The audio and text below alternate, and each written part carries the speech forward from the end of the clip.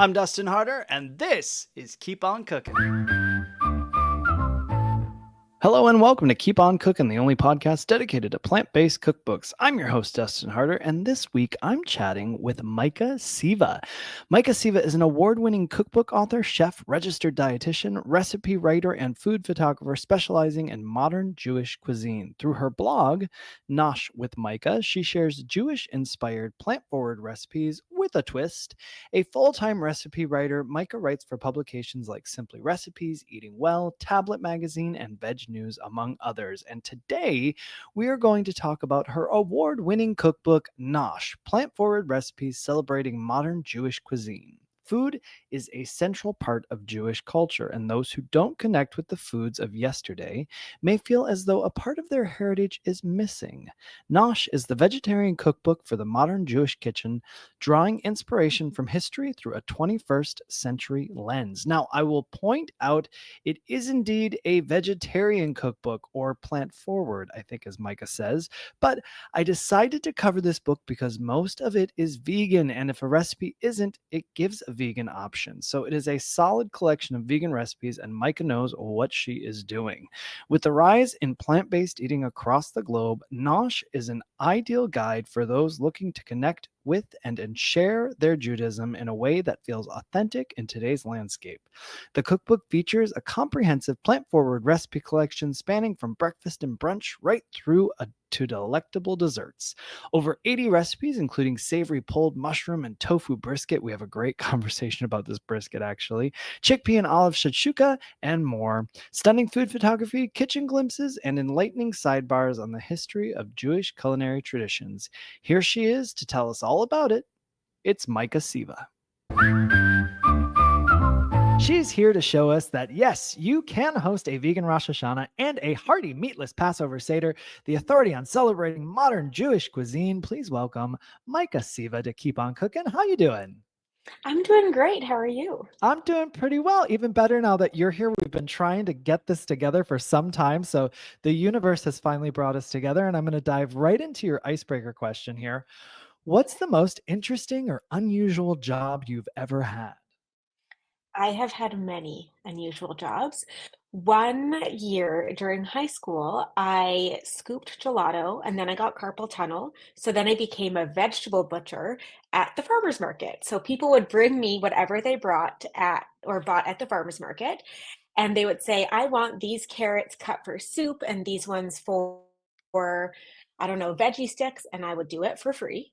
I got paid, but they wouldn't pay for it. And then it stopped when a restaurant bought me 40 pounds of garlic to peel. And I sat there peeling it for my 8-hour shift and I quit. Listeners, you can't see me if you're not watching the video, but I'm covering my face in just fear. Like, what? Oh my gosh. I'm so glad you quit. What a nightmare. Yes, That's but at the end wild. of the week, because it was just or weekend, I suppose, it was just a farmer's market Thursday through Sunday, we got to take home all of the produce that wouldn't make it to the next Ooh. week. So I would go home to my parents' house with banana boxes, so big boxes full of grapes and kale and berries, and we dehydrated everything. And that part was great. But I Oh, have terrible memories of how garlicky I smelled for weeks and weeks and weeks. yes. Needless to say, I was very single that summer because I smelled like garlic every day. That's so funny.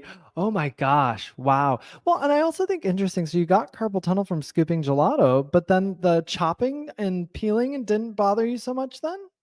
So the gelato scooping was quite it had to be Like kind a of like a perfect flour.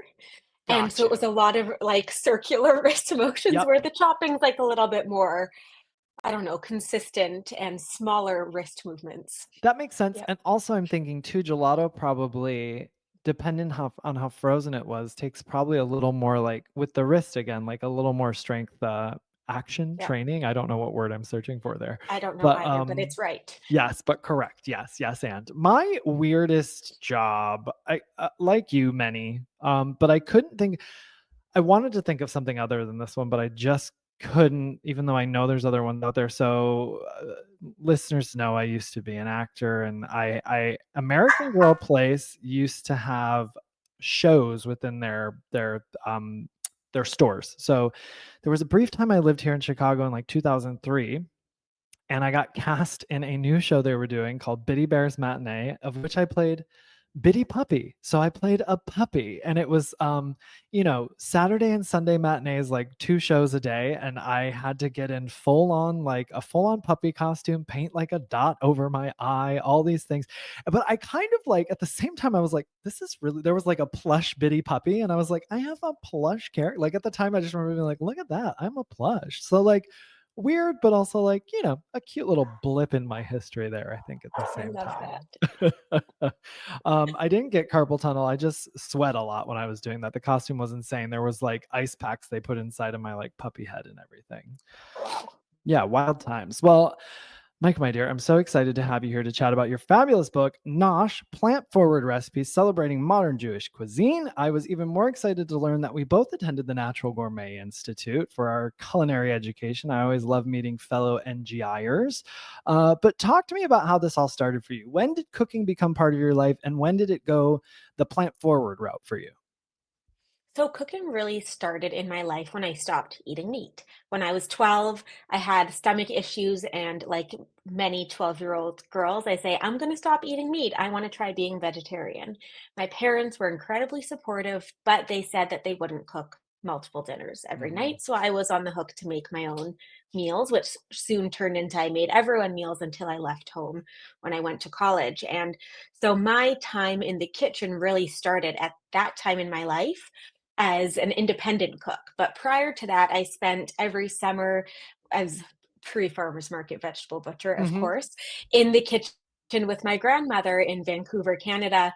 And I would spend the all of our time together cooking and cooking for the holidays with my mom and my grandma. So I'd always been interested in cooking, but it really turned into something I was more excited about and more independent with once I gave up meat, because my parents didn't really know what to do. And so I started to read blogs and Vegetarian Times as Mhm. my Yep. main magazine. It was the only one I subscribed to.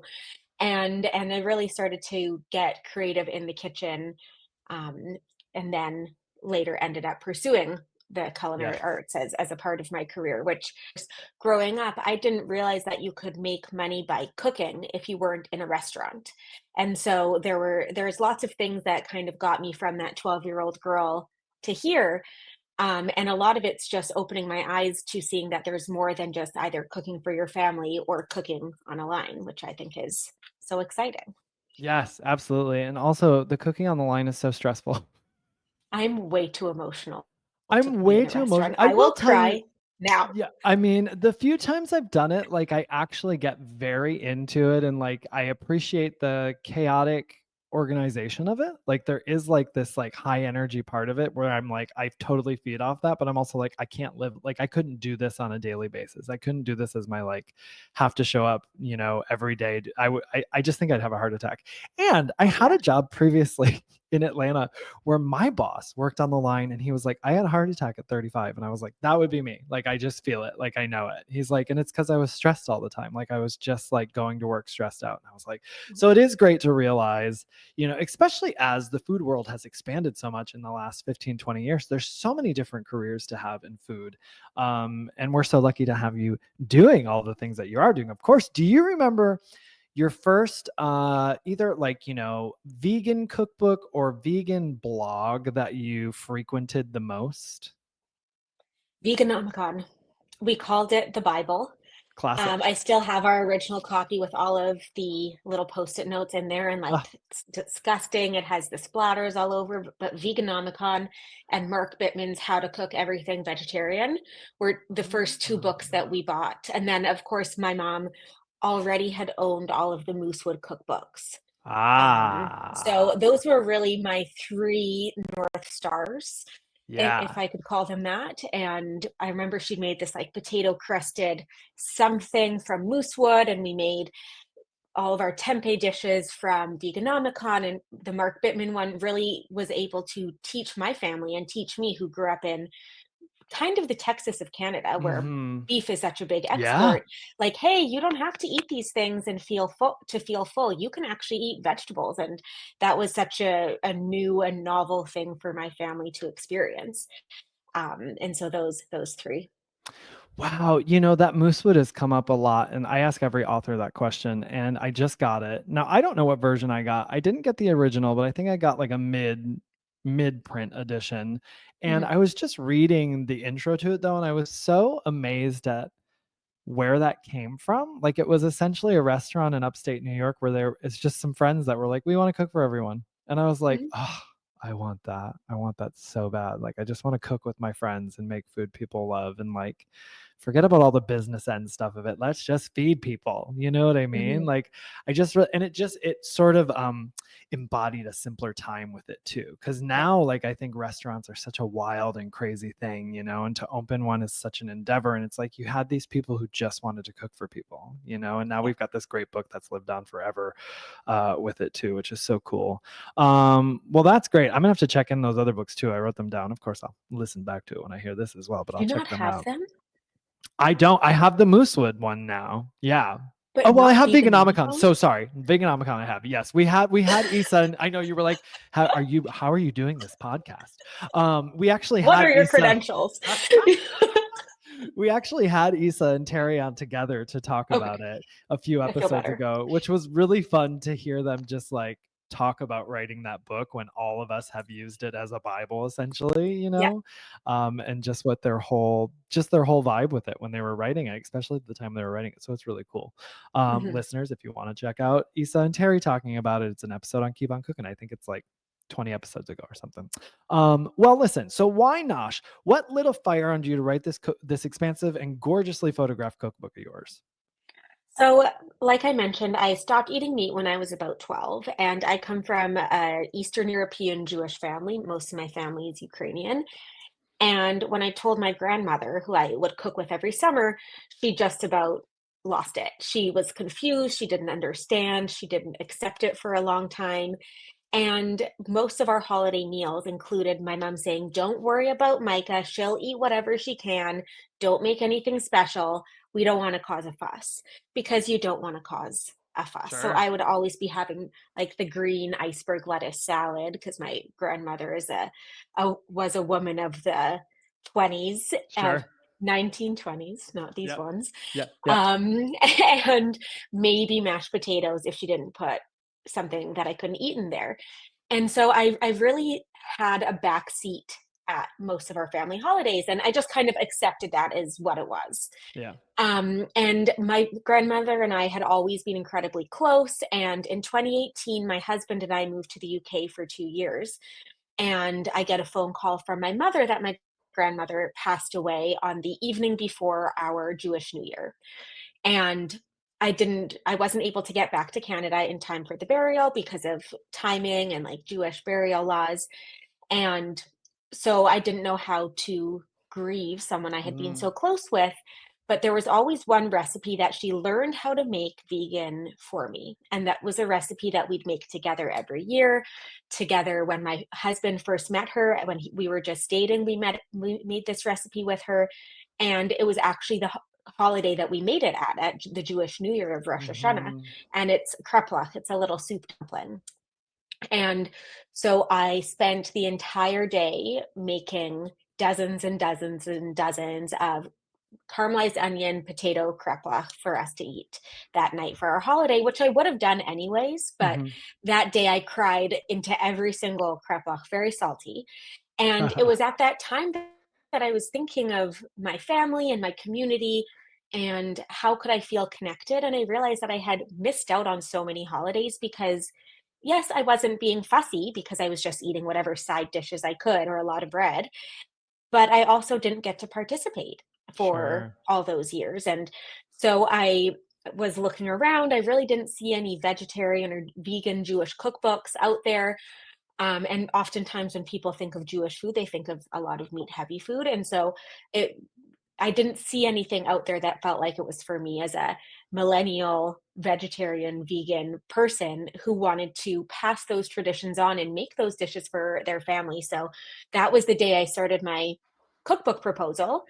And I just kind of wrote in a Google Doc for 2 years whenever I was thinking of her, which was frequently. And when I Sure. wanted to try to remake one of her recipes, I had my mom scan over all of her handwritten recipes so I could say, how can I veganize her brisket? How can I veganize this schnitzel that she used to make us every holiday? And how can I make it so that I can eat it too?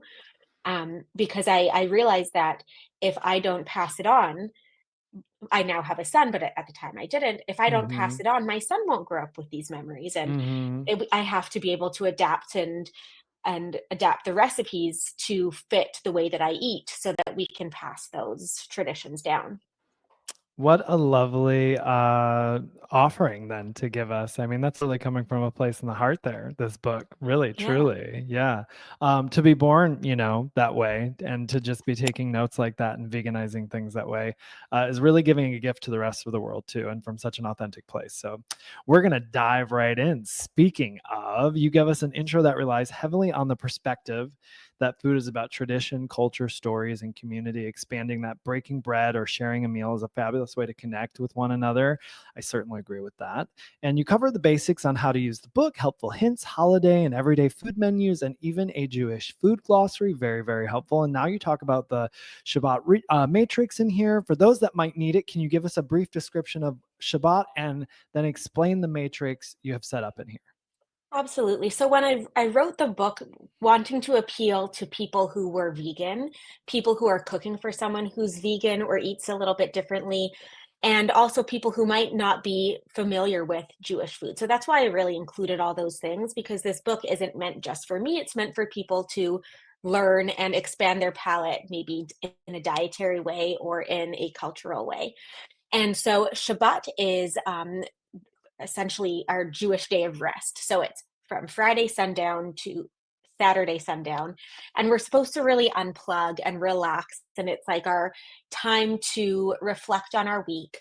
And so many people have a Shabbat meal. So, like a special meal on Friday night where we have challah, which is a braided bread, wine, and we light candles. And we're supposed to eat with people that we like mostly, or at least love, hopefully like, or tolerate. And then on Saturday, if you truly follow it by the book, you don't use electricity and it's totally an unplugged way.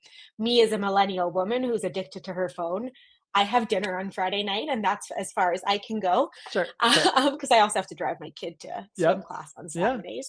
But that's what Shabbat is, and it's a really special time for my husband and I, and we've always tried to make Shabbat something, but people get really kind of hung up on it having to feel like a special occasion, and making it making out to be bigger than it has to be and more Mm-hmm. complex, which can be a roadblock for some people. Sure. So I created this matrix of like, okay, so if I have a lot of energy and a lot of time, what does that look like? Maybe here are some recipe suggestions. If I have no energy, no time, maybe I'm lighting a tea light, getting a bag of like a supermarket challah and ordering in pizza. And Mm-hmm. that's okay too. And really just allowing people to celebrate in their own way so that they can be more consistent when they're celebrating versus Mm-hmm. feeling like they can only do it once every few months because they don't have the time. So when we travel, oftentimes our Shabbat is I always have like a tea light in my bag or in my backpack, or even one of those little electric tea lights. Mm-hmm. I'll bring those, always have a bottle of wine or something in a wine glass, and just a meal together. And what we like to do every Friday night to signify that it's different than Thursday was is we each go back and forth saying 5 things we've been grateful for from that past week. So my husband and I like to do that and kind of ping pong one back and forth. And that's one way that we feel like we can make Friday into a special occasion without being me hunched over the stove Sure. cooking a fancy meal every week. So kind of to Yeah. take the pressure off.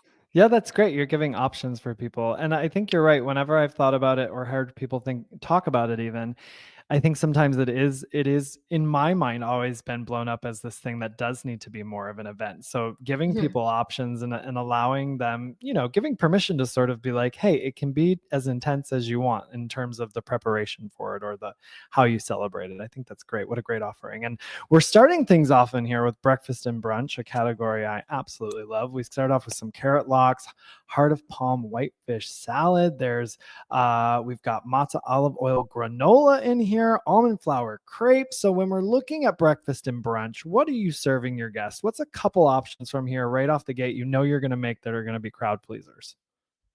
There's always bagels. I mean, please. There has to be a bagel. If there's no bagel at the table, that's actually illegal Right. in my household. Yeah. So there's always bagels, and the heart of palm whitefish salad is such a fun dish. And I find so many people who say that they really miss like smoked whitefish salad from a New York deli, and they can't either get it where they are or they don't eat it anymore. And they all love the hearts of palm whitefish salad. And it's kind of an unexpected twist on it as well. Hearts of palm have this really nice kind of stringy, flaky texture, and then I mix it with white beans, for a bit of protein because I'm always going to.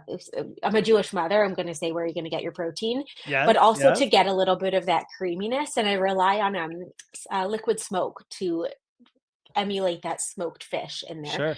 So that is a sleeper hit in the book. So that with a bagel, it's perfection. I do have a recipe for Montreal style bagels because I'm Canadian, and that Yes. is the elite type of bagel in my mind. Okay. Okay. And they're sweetened with maple syrup, Okay. obviously. And then also I have a recipe for a tofu cashew based blintz. And a blintz is like a rolled crepe filled traditionally around cheese, but this one is with tofu and cashews. I serve it with like a nice blueberry compote, and those are kind of the quintessential. You're coming over to your Jewish best friend's house for brunch. What is she serving? She's serving I love it those too. things. The blintzes, is it the lemony blintzes that you're talking Mhm. about? So I Yes. just want to toss the word lemony out to our listeners because lemon always gets me. And right away, like I was like, ooh, I'm going to ask her about these lemony blintzes. And you went there because, oh, so good. What about the halva granola? Can you tell me more about that? Oh, the halva granola is one of my husband's favorite, and it was just something I'd been making for him for a number of years. And he was like, "You should just put this in the book." And what I really wanted to do also was, yes, we have Shabbat and we have the holidays, but like that doesn't mean we can't eat something Jewish adjacent on the other days of the week. So I was like, what can I eat for breakfast on a Monday through Thursday that is like kind of Jewish, but kind of not, and like just yummy? And so the halva granola is kind of fits that. And I'm tahini, halva, sesame, everything fanatic that I actually just finished 2 tahini jars today. Don't Yes. ask how. Don't Yes. ask how I did it, but I did.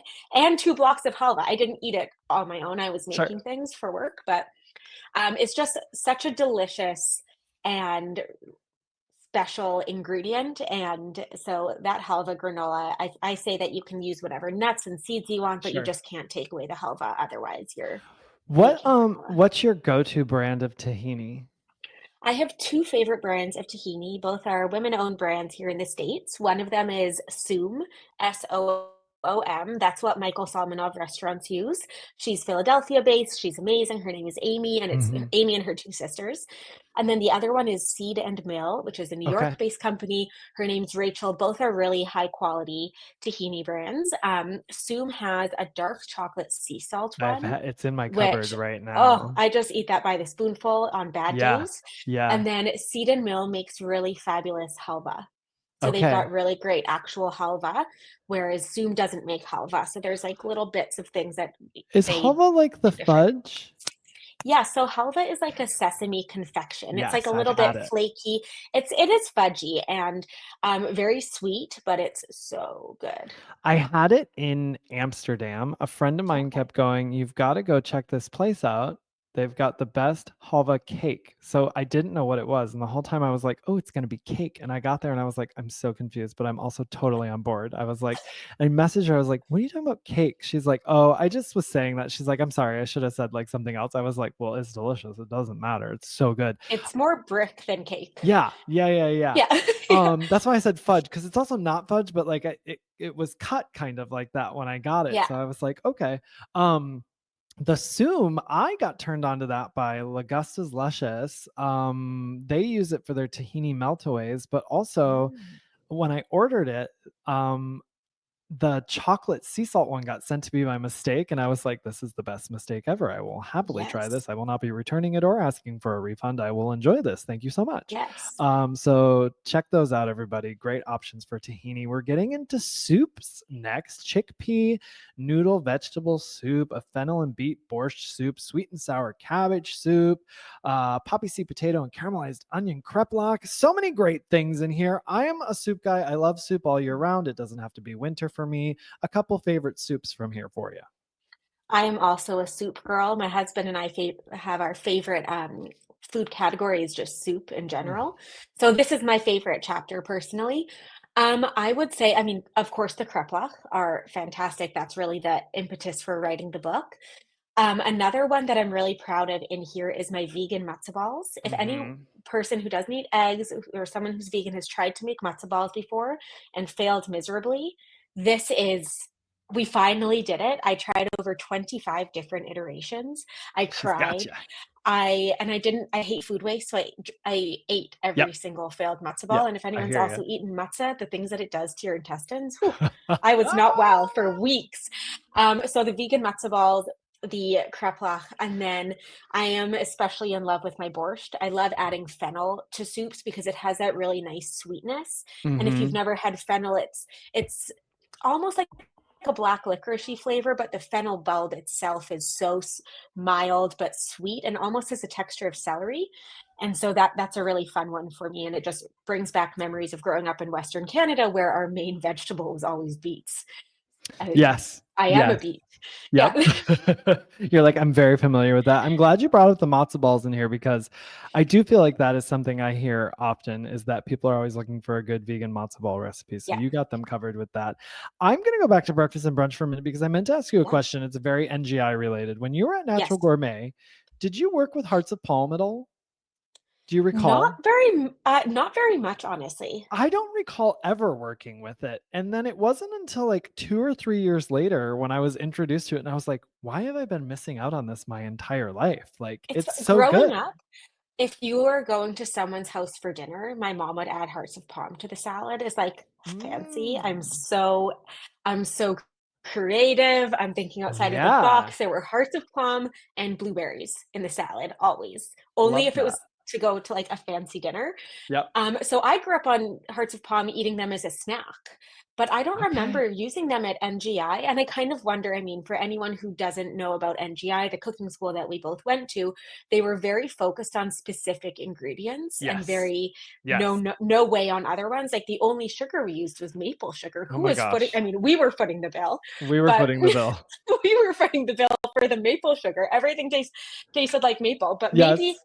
maybe there was something about Hearts of Palm that didn't go with their ethos. I don't know. That might be it. It's so funny you said the maple sugar because I remember all of us in class being like, I mean, this is fine, but we're not gonna like source maple sugar for the rest of our lives. Like, great, like thank you. Also, like sugar's sugar. I'm not saying it's not better than Yeah, refined sugar, but also it's still like a sweet sugar. Like it's a sugar. yeah. Um, I ended up teaching classes there for a while, Oh, and they I had nutritional yeast in my mhm. some of my recipes. And I don't know how it was when you were there, but like when I first started, they were like, "Oh no, we don't." And I was like, "I know, I remember you don't use nutritional yeast." And like I had to go back and forth with them and get them to like agree to let me use it eventually. And then when they went to ice and I started teaching some at ice, the nutritional yeast was like not a problem. So it's very interesting how it sort of keeps evolving. And I don't Pleased. did you have Chef Celine? Do you remember Chef Celine? Yes, I She do. was like, we don't know what the properties are of nutritional yeast yet, so we do not use it. And I was like, okay, well, I'm gonna use it, so that's fine. So I did, and I still do, and I love it, and that's fun. I put that, it's like Frank's Red Hot, that ad. Like I Yes, put that stuff on everything.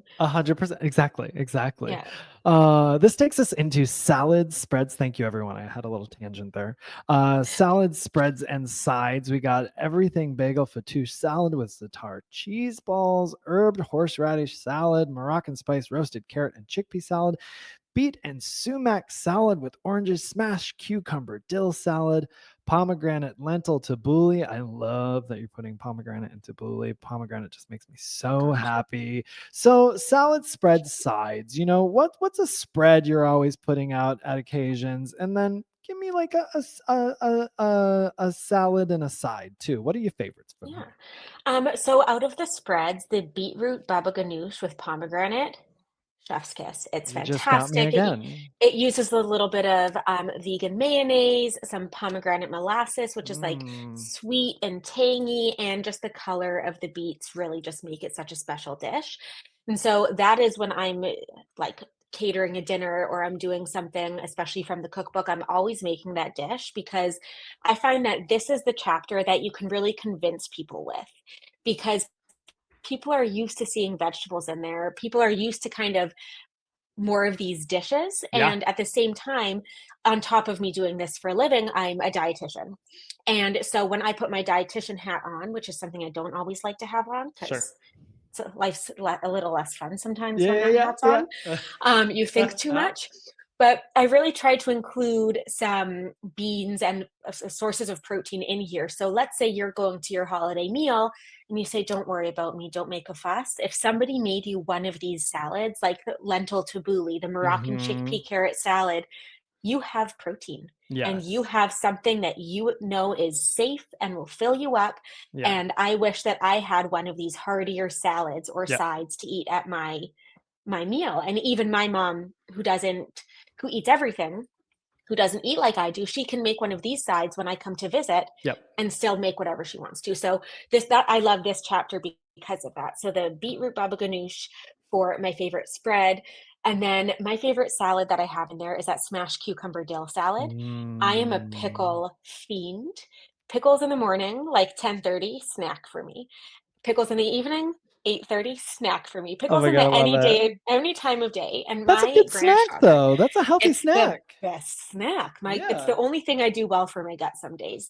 And my grandfather wasn't a cook by any means, but he used to make his little for those who aren't watching, I'm doing quotation marks of Hmm. pickles, but it was like a little cucumber salad with some salt, sugar, vinegar, sometimes dill, sometimes no My dill, and that mom was used like to do that. his signature dish. Yeah. And I remember we called it Zeta's pickles. Zeta is what we called my grandfather. Uh-huh. And this recipe, the smashed cucumbers, is kind of my more trendy take on Zeta's pickles because it still gets that pickly taste. There's so much dill in there, and it just gets better over time. It's the perfect picnic salad. Love that. That's gotta Oh, be. that's good. I also love, salad spreads and sides because when we're talking about like if you're going over to someone's house and they're making like all of the stuff and you're just bringing some stuff to make sure that you're satiated and you've got Yep, something, you also want it to be things that you can share but also fill you up. And sides are a great way of like offering something impressive and delicious, but also maybe not stealing the thunder from the host. You're like, no, I just brought these two lovely side dishes. exactly. And And they are everyone can eat them. Everyone can eat them. Yeah. And it Mhm. doesn't have to be a big deal that it's vegan because, it's the side dish. You're not taking someone's main dish of whatever they think they have to have from them. They just get to have this extra dish that's going to be filled with nutrients, essentially. And I love that you're putting protein in them because that's always the hardest thing, too. Like when you Mhm. are in that position of being the guest, you're trying to satiate yourself. Like, really, you're like, I'll eat whatever's available as long as it aligns with my needs. But like, I also want to feel full like everyone else. So I'm not like coming home and like raiding the cupboards essentially. Exactly. Now we've got mains. So many amazing things in here. I was curious what you did for the brisket here. It says savory pulled mushroom and tofu brisket. We're going to circle back to that because I want to know more. Jackfruit and white bean shawarma, sesame tofu schnitzel. We've got a chickpea and olive shakshuka here. Sweet and spicy harissa hasselback squash and chickpeas. Oh my goodness. Celeriac pastrami sandwich. Micah, what have you done? Baked herby falafel bowls, hearty lentil goulash, spiced cauliflower shrimp. Am I saying that correct? Hryme. Let's start there. What's that? Tell Yeah. me more. So hryme is a typical North African Libyan fish stew is the traditional dish that they're using, either salmon or a whitefish. And it's really that protein cooked in a rich really spiced tomato sauce. And that's a very common shabbat meal for people up from the North African region and Jewish people from there. And I wanted to make something that was that adjacent, but I look at some of these dishes and I'm like, what would fit the bill in terms of kind of look similar, kind of give that hearty texture and look impressive so it feels like a main. So cauliflower cut into wedges, you get served a wedge or two, you serve it over couscous or rice or quinoa, and it's just a really like rich, spicy tomato based stew with some raisins in Mm-hmm. there. Oh, I love I love that. that one. I mean, I'm biased. I love all of them. I I mean, wrote the please, book. yeah, I got it. I got it. I hear you. But when you can talk about it and then you're like, "Ooh, I love that one." Like that is a good, that's Yeah, a like, good oh, indicator right I there. should have I made that am for curious dinner. though. You talked about the brisket in the beginning. So we got savory pulled mushroom and tofu brisket here. So what's happening with the brisket? How did you pull it off? Why is Mhm. it magic? So this is probably one of the most magical dishes in the book. And I went to Houston last fall for a cookbook event, and they wanted me to do a cooking class for 25 Texan women. And they said, "What do you want to make?" And I said, "I don't know. You tell, like, whatever you want from the book, you let me know." And they said, "Brisket." So I go to Texas and I make vegan brisket with 25 Texan women with hair taller than me. I'm 5'1". Wow.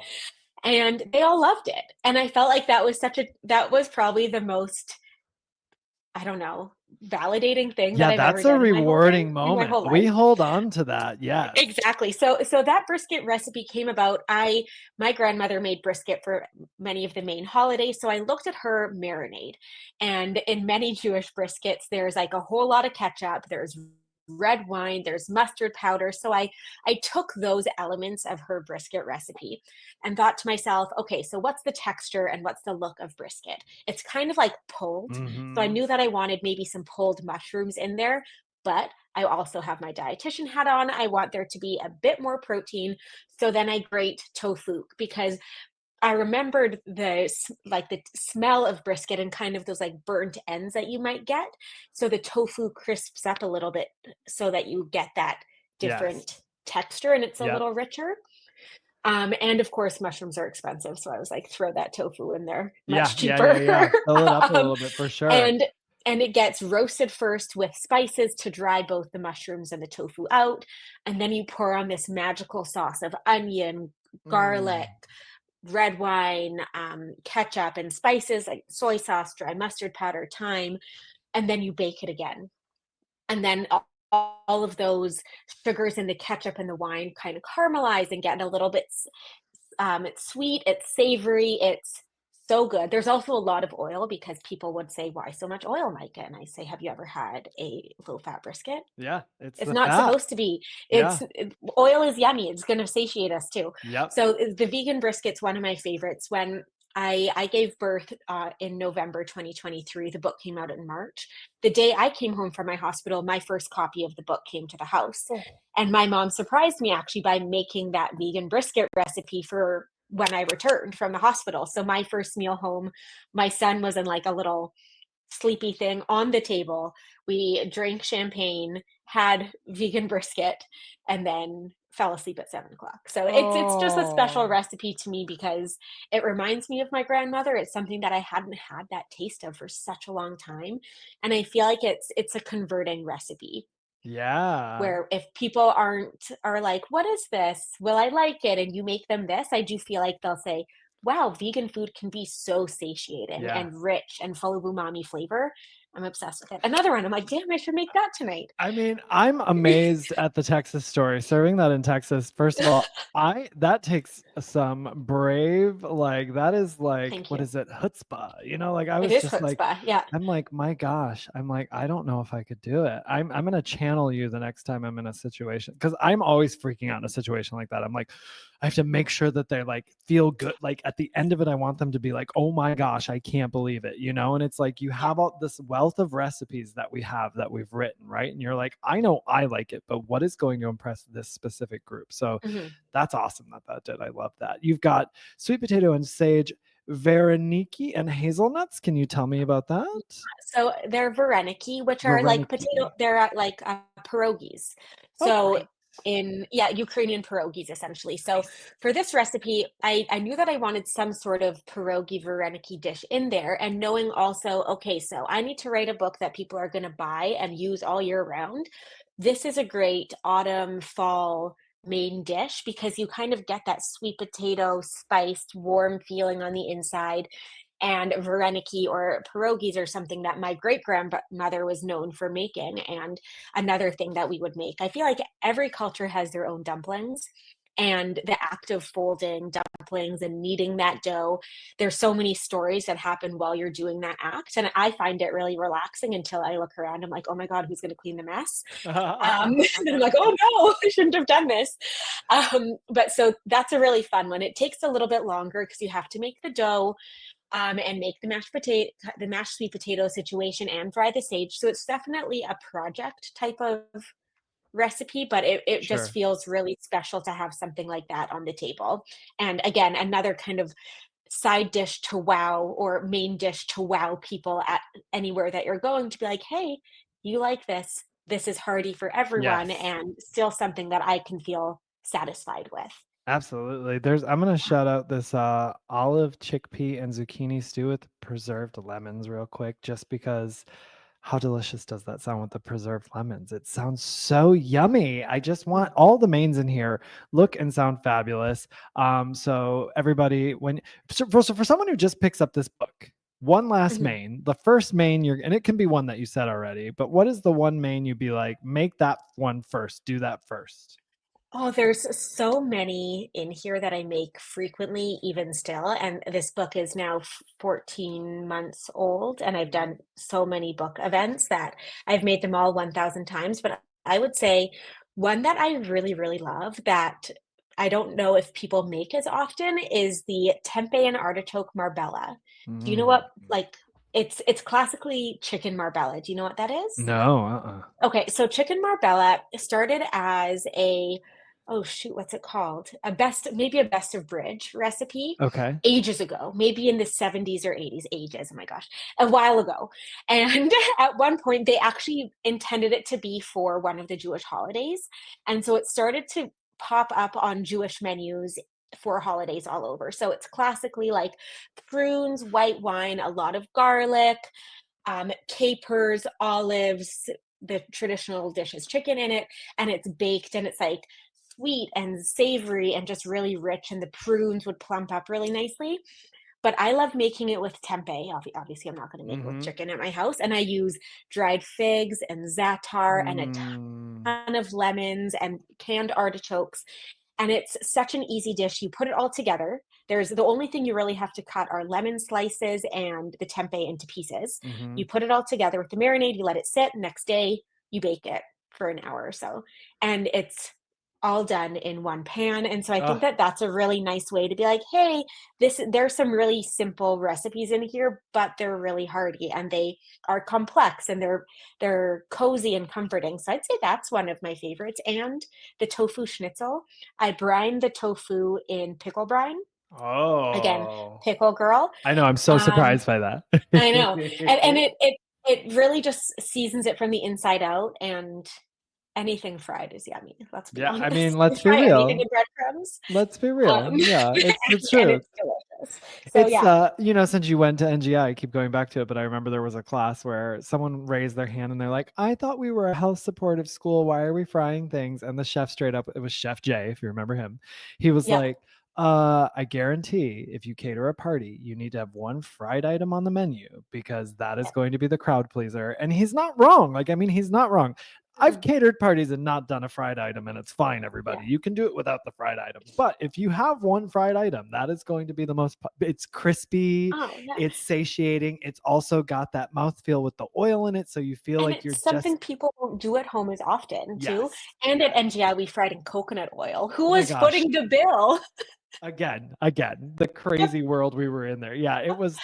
Yes, we did. You are correct. My Yes, goodness. so No good. shade. We loved it. I loved it. I mean, I No, can't speak obsessed for with you. it. Yeah, I I loved loved it. it. It was a great experience. But it was the ingredients you're using. You're like, okay, well, this will be good for this 6 months. But after this, I'm gonna be, moving on to something else probably. Yeah. Anyways, this takes us into baking and desserts. Hmm. So again, full of wonderful items in here.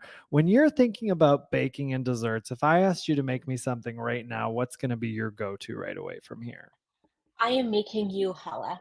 I make challah every Mm. Friday. It's my son. It was my son's third word that he learned Oh, after dog, fish, challah, and then mama dada. I love it. And he points at it like every Friday night. He essentially just eats that for dinner, and then he eats the leftovers on Saturday. It's a Oh, very robust diet he's on. But challah is just such a classic dish. I make my vegan challah with tahini in it to uh, replace some of that richness that you would get in an egg yolk otherwise. So it's still really rich. It has a maple syrup glaze, obviously, and it's one of my favorite things to make. But then I'm also going to make you bagels because I yeah. think that there's nothing better than a fresh bagel, and there are so many bad bagels out there that you deserve a good one. Yes. So bagels and challah out of the bread section, and then out of the baking section. Oh gosh, what am I going to make you? I'm going to make mandel bread. Okay, tell me And more. that's kind of like a Jewish biscotti. It's a twice baked Ooh. cookie. And so Okay. my grandmother, my mom, sorry, my dad's mom couldn't cook for her life. She made nothing good ever, except for she could make this one specific cookie, a mandel bread. And so she would make that for, she would try to make other things and we would just not eat. When we went to her house, we'd eat my Zeta's pickles and cookies, and that was it. That's where you got Um, your pickle addiction, probably. That Probably, I was salad, like, it there's started nothing else there. to eat Yep. here. Uh-huh. But what they really did have was a very robust snack cupboard. It was actually a full Wow. closet, and those like IKEA shoe organizers that hang from Yes. the rod, yeah, just Yep. like each one filled with different snacks. Love it. So this recipe was very much inspired by her, where it's this twice baked cookie, but I put literally every snack inside of there. Oh, So there's chocolate chips, there's pretzels, coconut potato chips, a little bit of espresso powder, cinnamon, and peanuts. And it's just like a really good everything cookie that is sweet enough to feel like dessert, but savory enough where you can eat 15, yeah. which I feel like is a sweet spot for desserts because I'm not a sweet person to begin with. So I need something a Oh, little bit I savory. am. I like savory and sweet. I like it all, but I do love sweets. That all sounds so good. Olive oil, pistachio, and ricotta cornmeal sheet cake. We've got vegan tahini olive oil challah. That was what you were Hmm. talking about right there. Also, the other day, so I'm looking behind me on this shelf. There's like 300 cookbooks because of this podcast, right? Yeah, of course. I was peeling through all these books looking for a pita bread. And I didn't pull this one because it was in my other room because I was getting ready to talk to you. So I didn't pull it off the shelf, but I'm seeing there's an Israeli everything pita bread in here. Is it hard to Yeah. make or is it pretty easy to make? It's not hard to make. The hardest part is really just that your oven needs to be super hot to get that puff because you want to pocket. But what I love about these is that you put one side in a little bit of water and then you dip it into everything bagel spice. So and then that's the side that you bake down so that the other side can fluff up. And I love kind of that crusty seedy bit on there. I think it's so special. So Yes. not hard to make, and you can also make it without the seeds if you want and just use it as the base pita. But I love an Oh, everything bagel anything. I'm looking at the photo right now. I'm really bummed I didn't see this one. I wanted to make pita so bad last week. I'm still gonna make it, don't get me wrong. Now, did you do the photos in here? I did. Girl, I'm exhausted. I'm talking, y'all listeners, we are talking to Here's some pita. talent right now. These photos are fantastic, Mika. Thank you. Thank you. Yeah, it was my first baby. It's so good. It's so good. I just called you Mika instead of Micah because I was You did it. thinking It's okay. Siva and then I said It, Mika. my name does no one favors. I was like, ooh, as I said it, I was like, didn't nail that at all. But the last name was featured in my You head got it. nicely You there. got it. What? And I find what also people don't know about cookbooks as well is that especially for first or newer authors, the publisher doesn't pay for photos. Oh no, And yeah, so no, so yeah. it comes out of the pocket of the The advance, author, yeah. and if the advance even covers If the it. advance covers, yeah, And so correct, for those listening, cookbooks make you roughly no money. correct. So the way that I actually make money is a lot of my work is writing and doing food photography for Yeah, food brands. yeah. And so when I was looking at the balance sheet of life, I was like, I could either spend $30,000 and hire someone, which I can't afford to do, or Right. I could just do it myself Yep. on the weekends Yep. and work every day of my life. And so that's why one of the main reasons I chose to do it, because I was like, oh, I guess this is my option, because I really wanted a photo for every recipe, and that felt really important to me. So it's a labor of love, but man, I would never do that again. I was gonna say I hear you, but you Mm, really did a fantastic job, truly. thank And you. I'm gonna make this challah, and I'm gonna make this pita bread. And it all looks you make it approachable in your writing style as well, which I'm always very grateful for. Like it's just very clearly written, and then the photographs also help with everything. So, hey, Thank you. your mission was accomplished, my friend. We're moving into cocktails and beverages. I love a good little cocktail and beverage section here. What are you serving some friends from here? What are you kicking back with from here? I always found that in a lot of Jewish cookbooks, they kind of didn't do a cocktail section, but I feel like such a big part of hosting is who's on drink duty and what are the drinks being offered. And again, how can I make them Jewish-ish? So one of the ones I love in there, again, I'm a salty girl, so I love the horseradish Bloody Mary with a za'atar rim. So good. Also, just Wow. more excuses to put pickles in in my meal, obviously. I love it. And then I also have a very simple, like a red wine pomegranate spritzer. And that's kind of on the vein of, you know what, people are looking for lower alcohol options. So cut it with something. If you're hosting, it feels like a little bit special that you've done something different. You can make it in batches, you can have it for your friends, you can make a Hmm. single serving. And how can we make it a little bit special? So maybe we're not just opening a bottle of wine, but we're opening a bottle of wine, we're adding Aperol, pomegranate juice, little piece of orange. Also, if you're hosting and you're on a budget, this is a great way to mask a lower complexity, I'll call it, wine, Yeah. because you're also mixing it with things. So I really Yeah. wanted it to be approachable. So great party drink. When I'm doing like Shabbat dinners and catering them, I'm always making some sort of spritzer because it keeps my costs low and it keeps people less drunk and Yeah. also happy. Yeah. So No, all that's three good great. things. Yeah, Yeah. all very good things. That's great. There's also a vegan egg cream in here, everybody, and date Yes. syrup and say this for me, date syrup and what is this word? Espresso martini. Hawaj. Okay. Hawaj is a spice blend from Yemen. Okay. And if I had to compare it to something that we're more familiar with here, it's almost like a spicier pumpkin pie spice. Okay. So a bit more cardamom, more gingery, a little black pepper, often turmeric. And so it's like a spicy espresso martini. Not spicy like hot, but spicy like spiced. Yeah. Um, Yeah. espresso Like more martini. So seasoning spiced, yeah, yeah, than thank like you. heat. Yeah. Um, and that one's pretty fun, and really want to make sure that everyone kind of sees at least one recipe in there that's like, hey, I kind of already make that, Yeah. but what if I did a little twist to it? And then A what little would happen? twist. What if I Yep. just like zhuzh it up I love that. and Very good. make it my own? So that's, I think the cocktail section's fun.